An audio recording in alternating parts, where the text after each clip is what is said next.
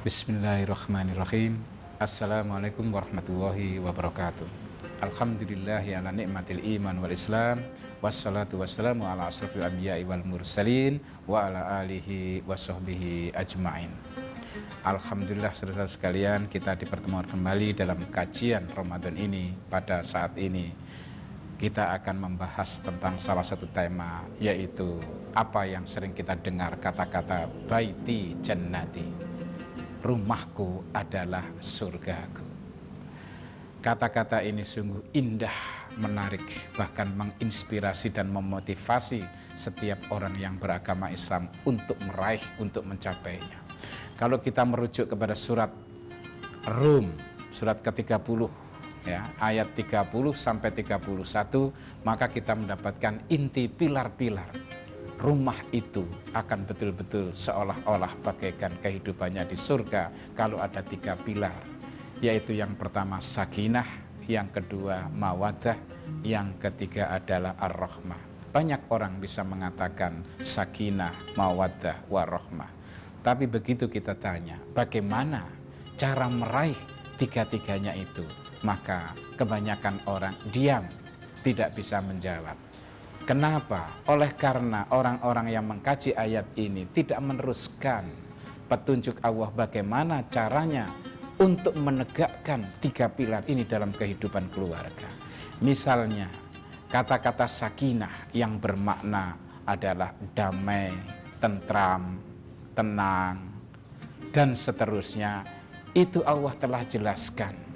Bagaimana cara meraih sakinah itu? Allah menyebutkan di dalam Al-Quran dengan kata-kata yang cukup pendek sebenarnya. Ala bidzikrillahi tatmainnul qulub. Bukankah dengan mengingat Allah hati itu menjadi tenang, menjadi damai, menjadi tentram.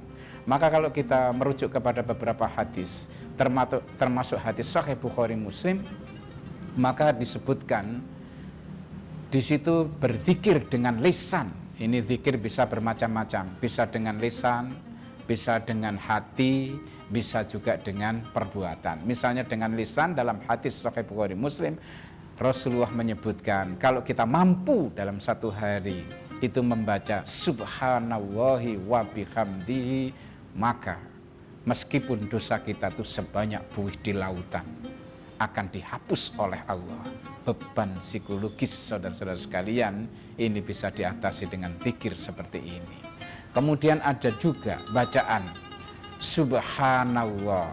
Kalau kita ini membaca 100 kali dalam hadis Sahih Muslim itu disebutkan oleh Rasulullah, ini Allah akan mencatat 1000 kebaikan dan 1000 keburukan itu dihapus. Bayangkan kalau kita disuruh menyebutkan kebaikan 10 saja secara beruntun mungkin sudah terlalu sulit, apalagi ini 1000 kebaikan hari ini, kemudian dihapus 1000 keburukan. Masya Allah, kalau hidup kita hari ini berlimpah dengan kebaikan karena memang kita telah mengikuti perintah Allah dan perintah Rasul ini. Salah satunya zikir bil lisan, yaitu menggunakan lisan kita senantiasa basah, yaitu dengan bertasbih, membaca subhanallah ini. Di hadis yang lain Bukhari Muslim juga menyebutkan, misalnya bacaan-bacaan subhanallah walhamdulillah wala ilaha illallah wallahu akbar, itu lebih dicintai oleh Rasulullah daripada mendapatkan apa saja yang ada di dunia ini yang dapat disinari oleh matahari. Masya Allah. Kalau kita juga membaca misalnya la haula wala quwata illa billahil aliyyil azim, itu juga bagian dari perbendaharaan surga yang akan dipanen oleh orang yang mengamalkannya. Kalau orang tidak menanam, tidak akan panen, saudara-saudara sekalian. Inilah zikir dengan lisan. Kemudian ada lagi zikir dengan hati, disebutkan dalam surat Fussilat ayat 30 sampai 31, yaitu orang-orang yang mengatakan Rabbuna Allah summastaqom, orang-orang yang mengatakan Allah sebagai Tuhannya, kemudian meneguhkan diri, istiqomah, komitmen, ya, menjaga akidah tauhidnya ini termasuk adalah dengan cara, dengan hati. Kemudian bisa juga dengan perbuatan, misalnya di dalam Al-Quran dikatakan wa aqimis sholata lidzikri, dirikan sholat untuk mengingat Allah, kata Allah. Jadi kalau kita sholat ini sesungguhnya kita adalah sedang berinteraksi dengan Allah, kita sedang mengingat Allah. Maka kalau orang itu masih sholat, insya Allah dia masih ingat Allah. Tapi kalau orang sudah tidak sholat, dia lupa kepada Allah. Kemudian yang kedua yaitu mawaddah. Itu disebutkan di dalam surat Al-Maryam.